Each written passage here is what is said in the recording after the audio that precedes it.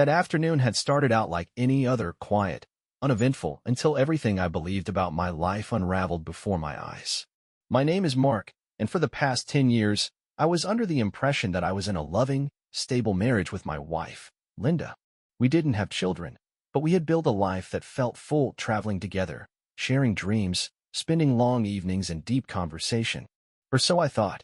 That day, on a whim, I decided to leave work earlier than usual. It wasn't something I typically did, but I wanted to surprise Linda with her favorite bouquet and take her out for coffee at the little spot she loved. Recently, she had seemed withdrawn, often telling me she was buried in work and needed some time to clear her thoughts. I assumed it was just job stress. Being an interior designer could be intense. As I parked near the cafe, I caught a glimpse of her through the large front window. She was seated at a corner table, leaning close to a man I didn't recognize. They spoke quietly, laughing in a way that felt too intimate, too familiar. Her hand was resting lightly on his, and there was something about the way they interacted that made my stomach churn. I tried to convince myself it could be harmless, maybe a client or a longtime friend, but deep down, I knew something was off. Clutching the bouquet, I stepped inside, my heartbeat thundering in my chest. Neither of them noticed me as I walked toward them. I stood there, unmoving, until she finally looked up and locked eyes with me. Her smile instantly faded. The man beside her, dressed sharply and exuding effortless charm, turned to face me with a cool, unreadable gaze. Mark. Linda's voice trembled as she quickly withdrew her hand from his, as if putting space between them could undo what I'd witnessed. What are you doing here? I didn't say a word. Instead, I reached into my pocket and pulled out a small note I had scribbled in the car moments earlier. I laid it on the table in front of her. It simply read, "Don't come home." She stared at the paper, her face draining of color, as though the message itself had struck her.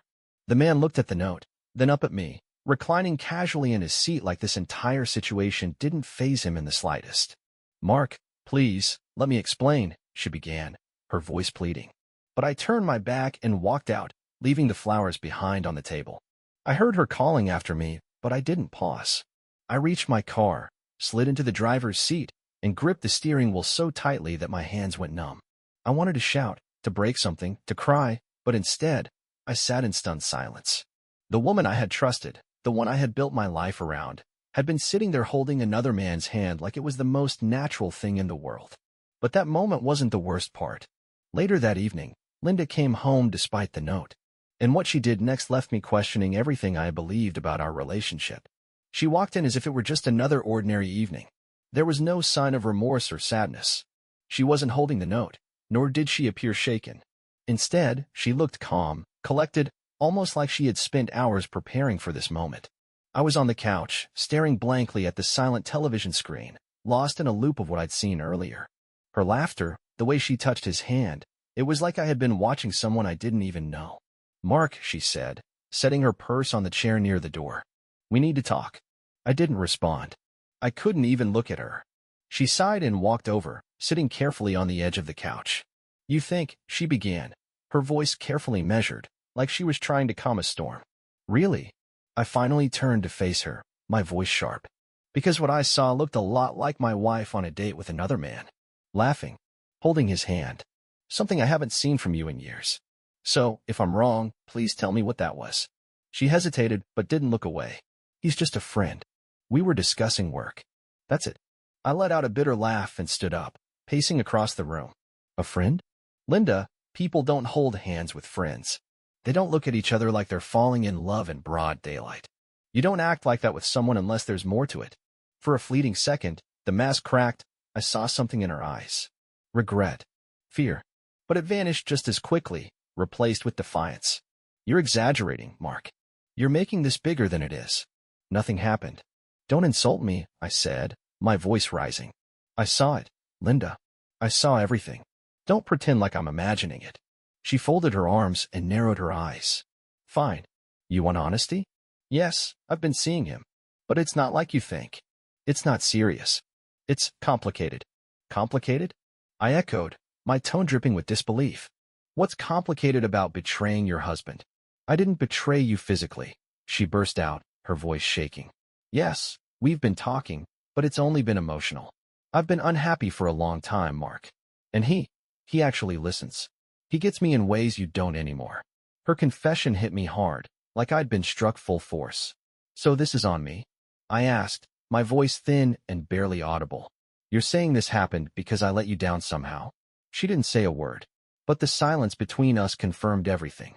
I lowered my head, the ache in my chest growing unbearable. "You could have come to me, Linda. You should have said something. Instead, you went behind my back and found someone else to talk to," I said, my voice tight with pain. She stood there, arms folded, her expression unreadable. "This wasn't something I planned, Mark. It just happened. And honestly, I don't even know if I want to fix this anymore." Her words felt like a knife twisting deep into my heart. "Then why are you even here? Why come back at all?" She paused, as if unsure of what to say, then dropped a bomb that chilled me. "Because I wasn't ready to walk away yet. I wanted to talk to you first, to see if there was anything left worth saving. But now," I stared at her, overwhelmed by a swirl of emotions. Anger, sorrow, disbelief. "Get out," I said through clenched teeth. "Mark, please, don't. You already made your decision, Linda. Now it's my turn. Take your things and leave. I can't do this anymore." For a second, I thought she might fight back, but she didn't. She gave a small nod, then turned and walked up the stairs to pack her belongings.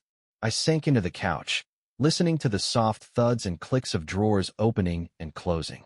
My thoughts spiraled, caught up in everything she had done, wondering who this man was and how long their secret had been going on. One thing was certain, though, this wasn't the end. Not yet. It didn't take her long to get ready. She came down the stairs with just one suitcase in hand, her face hard to read. For a brief moment, she seemed like she might say something, but I didn't want to hear any more justifications or half-truths. "Where are you going?" I asked, keeping my tone as calm as I could manage. I didn't even know why I asked. Maybe habit, or maybe because after 10 years together, I still felt some sense of responsibility. "To a friend's place," she replied shortly, avoiding my eyes. "Is it him?" I asked directly. She froze in place, her grip tightening on the handle of her bag. That hesitation said it all. "You know what? Don't even answer," I muttered, waving her off. "Just go." She didn't say another word. She simply walked out the front door, leaving me in a house that suddenly felt too quiet and far too big. I sat there, staring at the space where she had just been, letting time blur around me. Every recent moment raced through my mind. The late nights she explained away, the out-of-town work trips, the strange excuses. Now it all made sense. Just when I thought the worst of it was over, my phone buzzed. A new message popped up from a number I didn't recognize. "You did the right thing, Mark. She's not worth it. Thought you should see what she's really been doing. Check your email." My heart thudded. Who was this? How did they know what had just happened? Curiosity got the better of me. I opened my laptop, logged into my email, and saw a new message waiting with the subject line. "The truth about Linda." I hovered over the email, hesitant. Did I really want to know what it contained? Of course I did. I clicked. What I saw made my skin crawl. There were photos, dozens of them. Linda and the man from the cafe weren't just grabbing coffee. The images showed them at a hotel, holding hands, smiling, embracing. Each one carried a timestamp, going back several months. And then there was the video, a shaky, grainy clip of them in a hotel room. Linda's laugh was unmistakable, followed by her words. "Mark will never find out. He's too trusting." My hands trembled as I slammed the laptop shut, my chest tightening with a surge of pain and fury. This wasn't just emotional. She had lied to me outright, and now someone else had made sure I knew the whole truth. The worst part? I had no idea who sent that email, but I was going to find out. Sleep didn't come that night. My thoughts churned with 1,000 questions, none of them with clear answers. Who was behind the message? Why tell me all this? How could they have such detailed knowledge of Linda's betrayal? By the time morning light filtered in, exhaustion had transformed into fierce resolve. I needed answers. I picked up my phone and replied to the mystery number with a simple, direct message. "Who are you? Why are you doing this?" The reply came faster than I expected. "A friend. Let's just say I know Linda better than you think. She's not who you believe she is. If you want the full story, meet me at the park near your house at 2 in the afternoon. I'll be wearing a black hoodie." I read the message over and over, torn between suspicion and the need for answers. This whole thing felt like a scene out of a low-budget drama, yet I couldn't shake the desire to know the truth. Curiosity was slowly winning. If there was more behind Linda's betrayal, I had to uncover it. By 1:45 in the afternoon, I was already in my car, parked just outside the park entrance. My heart pounded uncontrollably, and my hands were slick with sweat. I kept asking myself, what was I even thinking? Meeting someone I'd never seen before who claimed to know hidden truths about my wife? It all seemed absurd, yet the possibility of learning something crucial kept me rooted there. When the clock struck exactly 2, a figure dressed in a black hoodie approached a bench beneath a sprawling oak tree. I inhaled deeply, stepped out of the car, and cautiously walked toward him. As I got closer, I saw it was a man, probably in his mid-30s. His had masked much of his face, but from what I could make out, he wasn't someone I recognized. "You're the one I'm supposed to meet?" he asked, his voice calm and quiet. "That's right. And who are you?" I replied, arms crossed tightly over my chest. "Call me Dan," he said with a slight nod, motioning for me to sit down. Although hesitant, I took a seat, maintaining a noticeable distance between us. "How exactly do you know Linda?" I asked, my tone sharp. A dry, humorless chuckle escaped him. "We used to work together. Got pretty close for a while. But let's just say I eventually saw her true colors, and not in a pleasant way." "What are you trying to say?" I pressed. Dan reached into his pocket and pulled out his phone. "Take a look," he said, handing it to me. On the screen were a string of messages exchanged between Linda and someone named Eric. They were shockingly revealing, discussions of secret meetups, plans to keep me clueless. It was all there in writing. "She's been involved with Eric for nearly a year now," Dan explained, his voice tinged with disgust. "And yes, he's married too. I found out when I caught the two of them together at an office party. She didn't even try to hide it. Told me flat out to stay out of her business." As I scrolled through the messages, a sickening wave of nausea swept over me. "Why are you telling me all this now?" I asked, unable to mask the pain in my voice. Dan leaned back, the bitterness in his voice softening. "Because I've been through what you're feeling. I know how humiliating it is to be kept in the dark. You don't deserve that. No one does." I couldn't find the words to respond. A part of me wanted to show gratitude, but another part burned with rage. This went beyond cheating. It was orchestrated deceit, carried out right under my nose. As I handed the phone back, Dan's voice turned grave. "Linda's not going to change, Mark. People like her rarely do." I had to learn that lesson the painful way. Leaving the park, I felt hollowed out, crushed by what I just learned, but at the same time, something inside me flickered to life. I couldn't let Linda continue manipulating me. If she thought she could treat me like a fool, she was about to learn otherwise. Driving back home, my grip on the wheel tightened as Dan's words echoed in my mind. "She's not going to stop." That thought didn't just anger me, it sharpened my focus. The sorrow that had weighed me down for the past day began to fade, replaced by a newfound determination. The moment I got inside, I grabbed my laptop and began my own investigation. Dan had mentioned Eric, and it didn't take long for me to locate his social media profiles. The man came across as flawless, well-groomed, confident, and judging by the curated family photos, completely disingenuous. He had a wife, 2 kids, and a spacious home in the suburbs. Knowing he had sat at my table, pretending to be decent while stealing my wife, sent a surge of fury through me.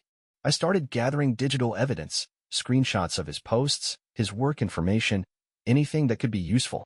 I didn't yet know what I would do with it, but I was preparing for every possibility. Linda and Eric may have thought they were clever, but they had underestimated me. Just then, my phone buzzed. A message from Linda lit up the screen. "I need to pick up the rest of my things tomorrow. Will you be home?" The nerve she had was astonishing. She'd barely moved out, and now she expected to just show up like nothing had happened. I stared at the screen before typing my response. "I'll be here. Come at 5. The following day, I spent hours setting up. I printed out every text and photo Dan had shown me, arranging them neatly across the dining table. I added the screenshots of Eric's picture-perfect family for emphasis, determined to make her face the full truth.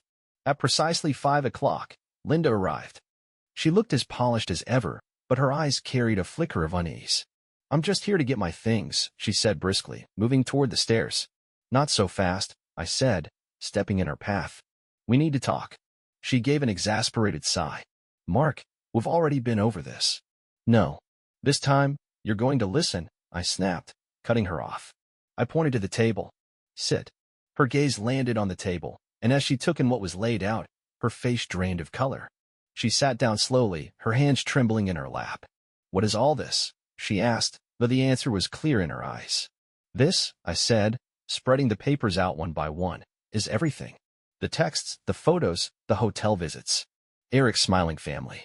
His wife. His children. You thought I was clueless. But now? Now I know it all. Linda. She stared at the damning proof, her lips moving soundlessly like a fish struggling for breath. Mark, I can explain. No, I interrupted, slamming my palm against the table with a sharp crack that made her flinch. You've said more than enough. Now it's my turn. I paused, drawing in a deep breath to steady the edge in my voice. You didn't just lie to me. You were unfaithful, and you didn't even bother to hide it. You sat there, laughing, like none of this would ever come to light. But guess what? It did. And now, you're going to deal with what comes next. The confident mask she usually wore began to crumble, and for the first time, I saw true fear in her expression. What do you mean? What are you planning to do? I leaned in close, lowering my voice, making sure she heard every word. I'm not going to harm you, Linda. But I'm not going to let you walk away untouched by the damage you've caused. You shattered our marriage, made me a fool, and lied right to my face. I hope whatever you got out of it was worth the cost. She didn't offer a reply. Her gaze flicked between the papers on the table and my face, her silence saying more than words could. Without another word, she gathered her belongings and walked out of the house for good. I stood there, watching her go, overwhelmed by a strange mix of fury, relief, and an aching emptiness. But deep inside, I knew this wasn't the end of the story. Linda and Eric had built their twisted story on my trust. Now, it was my turn to dismantle everything they had created, one piece at a time. Once she left, the silence that filled the house was almost suffocating. For the first time in many years, I was completely alone. But I didn't let the solitude consume me. I had work to do. Linda and Eric thought they could carry on with no consequences. That wasn't an option I could accept. Not after what they'd done to me. The first move was straightforward. I composed an email addressed to Michelle, Eric's wife. I kept it brief, letting the attachments, screenshots of their messages and photos do the talking. My message read, I thought you should know the truth about your husband. If you'd like to talk, I'm here. My finger hovered over the send button, uncertainty creeping in. Was I going too far? But then I remembered Linda laughing in that cafe, brushing me off like I didn't matter. With a firm click, I sent the email and felt an unexpected sense of justice. The next morning brought a reply. Michelle wanted to meet. She picked a quiet coffee shop, far from where she lived, and I agreed to the location. When I arrived, she was already there, tucked in a corner, wearing a composed but visibly strained expression. She greeted me with a simple, Mark, as I approached. I nodded, taking the seat across from her. Michelle, thank you for agreeing to meet me. She wasted no time. Is everything in that email true? All of it. Yes, I confirmed, sliding the documents across the table toward her. I'm sorry to be the one to bring this to you, but Eric and my wife Linda have been involved for almost a year now. Her hands trembled slightly as she reviewed the evidence. I had my suspicions, she confessed, her voice low and brittle. But I never imagined it was this serious. We sat there for nearly an hour, going over timelines, matching dates, and sharing our stories. By the time we stood to leave, Michelle had made up her mind. She was going to confront Eric, and I completely understood her resolve. Just before parting, she looked at me and said something that stuck. They thought they could walk all over us, Mark. Let's prove they were wrong. Her words stayed with me long after we separated. For the first time since everything unraveled, I didn't feel alone in this. But I also knew the most intense confrontation was still ahead, and it would be far less civil than this meeting. The day Michelle faced Eric is one I'll never erase from memory. That morning, she sent me a message. I'm doing it today. Be ready for whatever happens. I didn't fully understand what she meant at the time. But by midday, my phone lit up with a series of messages. One came from Linda, sharp and accusatory. What the hell did you do, Mark? Two others came from an unknown number. Turned out it was Eric. His texts were furious and messy. You're a coward, Mark. Dragging Michelle into this. What's wrong with you? Stay away from my life, or else. The irony of his threats almost made me laugh. Stay away from his life. He had invaded mine for almost a year. Michelle clearly hadn't held back. Later that evening, she called and filled me in. She had confronted Eric, and true to form, he tried to deny everything. But once she presented the hard evidence, the images and the texts, his denials quickly collapsed. He actually tried to blame me, Michelle said, her voice a blend of rage and satisfaction. He claimed it happened because I wasn't there for him. Can you believe that? I can, I answered bitterly. Linda used the same excuse. What do you plan to do now? She asked. I'm not entirely sure, I admitted. But I'm definitely not letting them walk away without facing the consequences. That night, Linda appeared at my door without warning. She looked nothing like the polished woman I once knew. Disheveled, shaken. You've destroyed everything, she said, stepping inside. Destroyed what, Linda? I asked, folding my arms. The perfect little fantasy you were living? Sneaking around behind my back, thinking you'd never get caught. Her eyes flared with anger. You had no right to involve Eric's family in this mess. This issue was strictly between us, she said. Between us. I snapped back. You turned it into a public spectacle the moment you started sneaking around with him. Don't try to play the innocent now, Linda.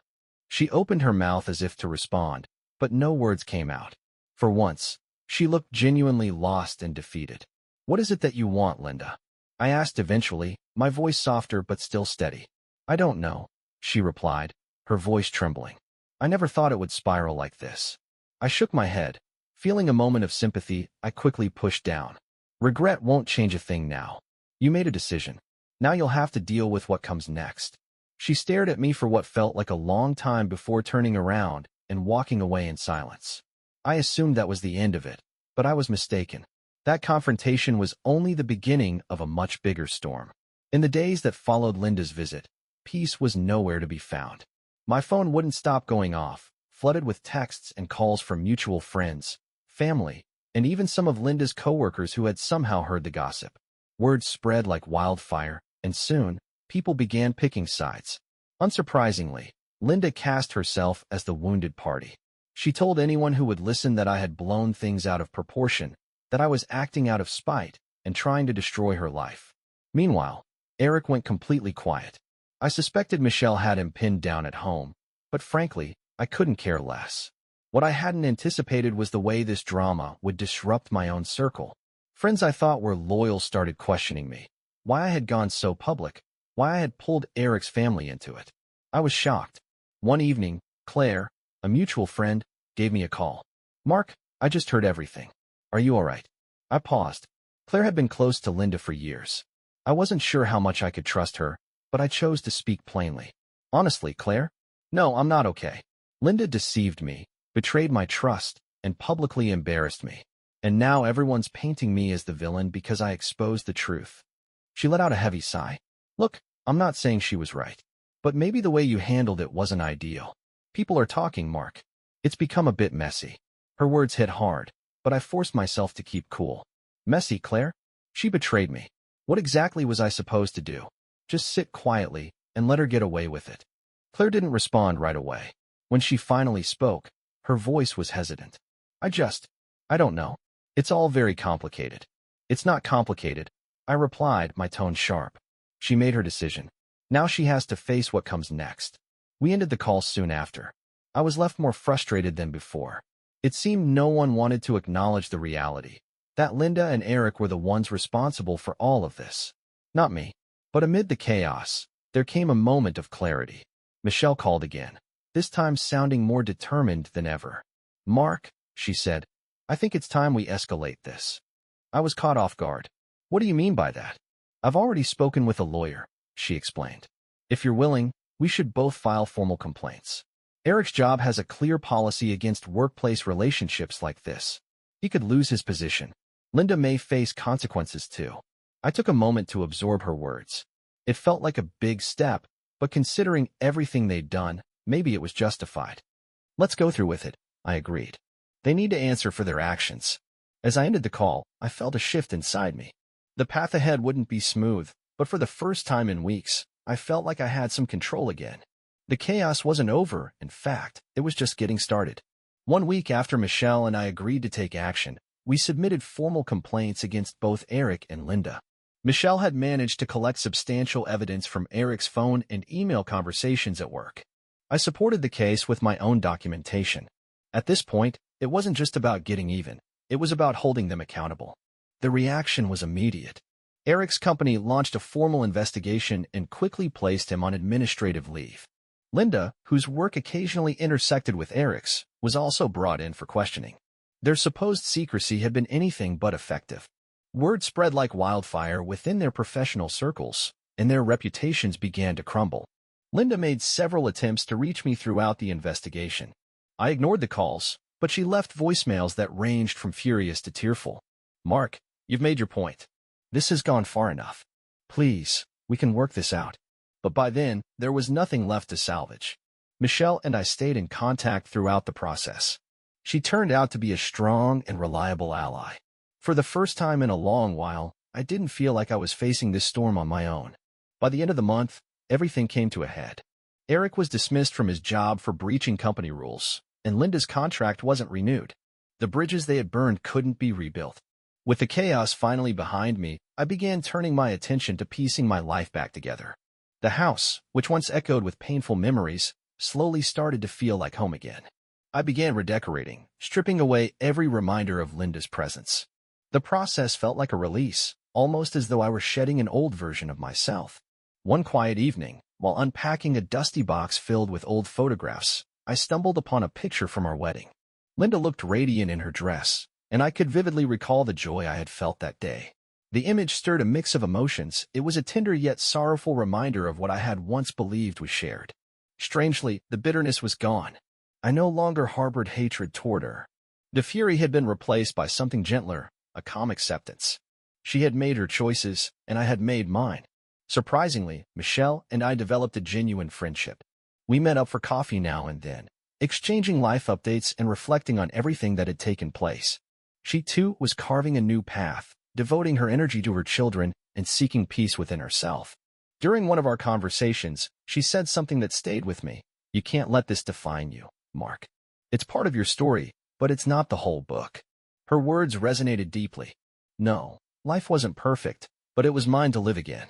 And for the first time in what felt like forever, I truly felt free.